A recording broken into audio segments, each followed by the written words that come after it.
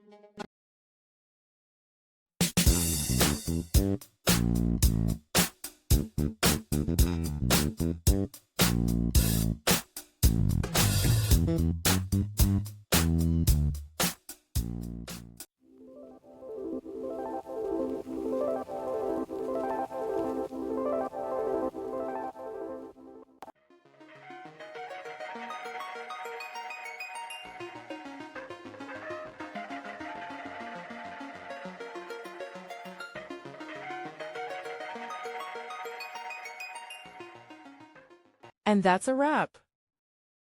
I hope you found the answer you were looking for.